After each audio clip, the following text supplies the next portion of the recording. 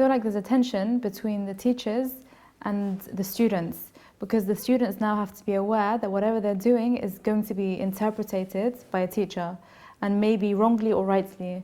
So for example, I was saying if I was to come in dressing, maybe I feel like wearing black, all black one day, and the teacher would probably look at me in a way like, oh, maybe she's doing this for another reason, when in reality I just want to wear black that day. And that's why I just think it causes tension between the teacher and the student, and it makes the student feel uncomfortable and as though they cannot freely communicate with their teacher.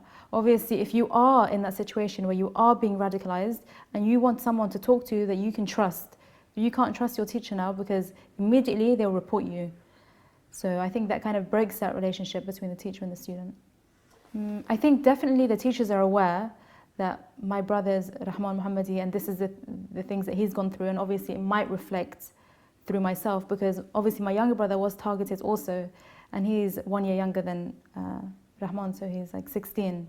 So clearly it does show that there are correlations are being made between brothers and sisters and whether they share the same views or not. But directly it hasn't affected me personally, no.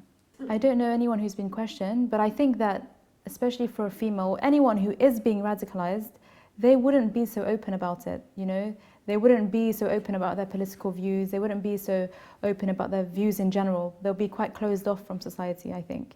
So it's kind of, I don't think prevents very effective in the fact that someone who is being radicalized, they won't be so open about their views anyway, so there's nothing to target. There's nothing to try and find. My local police, I live in Luton, which is a very, very diverse area. So I feel comfortable walking down the streets. I feel comfortable that no one has the right to say anything. No one will say anything in general.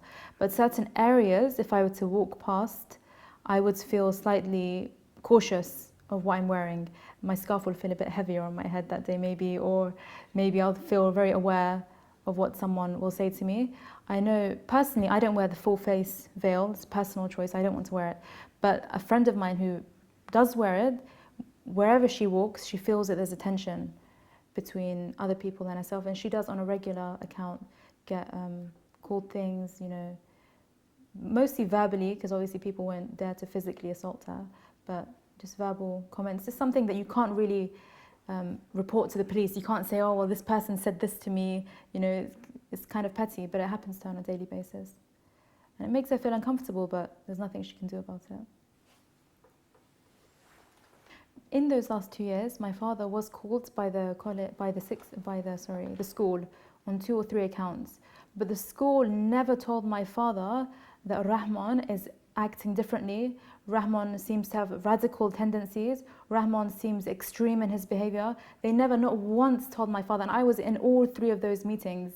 Rather, they told my father that, oh, Rahmaan's got very strong political views, he'll get places in life, you know, it's really good that he's doing this, he's being really productive. That's why I was so shocked. When the police knocked on our door, I was shocked. I was like, what has Rahmaan done? He must have done something that they haven't told us about. You know, this communication between the teachers, the head teacher and the parents is vital. Even if the student is being radicalized or whatever is happening to him, you should make the parents aware. My parents were not aware whatsoever. And that's why, especially for my mother and father, they just felt confused. And they immediately said, okay, then Rahmaan's doing something wrong. He must be doing something wrong if his teachers are saying this about him. And obviously after a while, they realized that Rahmaan's not doing anything, you know, but that they didn't communicate with my parents whatsoever. I don't know, maybe it was a language barrier. I don't know if it was, they were worried that they were radical also. I don't know, but whenever they asked us to meet them, we met them, you know, and we talked openly and we said, we're going to talk to Rahmaan and ensure that he doesn't break any school rules or anything like that. But I think it was sad, the fact that it had to go to the police before my parents were even informed about anything properly. I think that made when the police came to our house, my mother was, I think every mother is really worried for their children, especially when the police come, that worry times 1,000. And obviously when you don't understand what the police officer is saying, you're going to get even more worried. And obviously you kind of lose faith in the system. And being brought up here, myself and Rahmaan, I think it's really sad how we're being segregated from society when we do everything to try and integrate with society. Obviously, I don't think there's even a need to integrate because we are, we are young British Muslims and very proud of that. But it makes me feel sad how they're alienating us from society and making us feel as though we don't really belong here. But if I was to go to Afghanistan, I wouldn't belong there either. But yeah, it's a sad thing, but something that we have to live with. Would you wear a Palestine scarf? Would I wear a Palestine? Yeah, proudly. I would wear a Palestine scarf. Because I don't think anyone should dictate what I choose to wear. If I'm wearing a headscarf on my head, it's my choice. I want to wear this and it represents my beliefs. I believe that Palestinian rights are being violated, so I will wear the Palestinian rights, the Palestinian scarf or flag or whatever. So, yeah. Have a mosque, right? Yeah.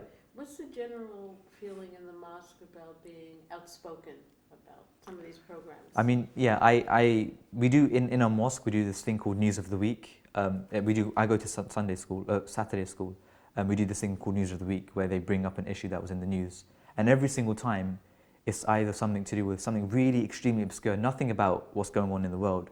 And once I asked him, you're talking about, on one occasion they're talking about a polar bear in the Antarctic, and I asked, there are more important issues to talk about than a polar bear in the Antarctic. Arguably, yeah. And then I said, they were talking about a polar bear, something. A polar bear. A polar bear, yeah. Polar bear in the Arctic. In the Arctic somewhere. And I said, well, we could be talking about what's going on in Syria or Palestine. And they said, we can't talk about that because of Prevent. And I suggested that we do talk about these kind of things and open up a discussion. But they said, no, we can't do that because of Prevent. And if someone does come to look at how we're doing Prevent in a mosque, then that would be unacceptable for them. So they because of Prevent, they're scared basically that if they open up a discussion, they can't control it. I work at the local mosque.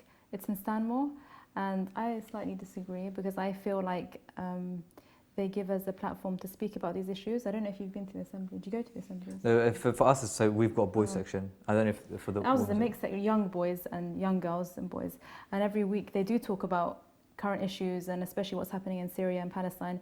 They don't share a political view whatsoever, but they're just saying that people are suffering in Syria, people are suffering in Palestine, or even in the UK, the attacks in Paris, people have suffered there, and we just make a prayer about them. But they do let us know about it, but we don't have a political stance or whatsoever at all. Yeah, but in mind they won't let you talk about Palestine or Israel or Syria or nothing like that because they're so scared that they will be referred. Yeah, I don't know, I haven't experienced that. Yep.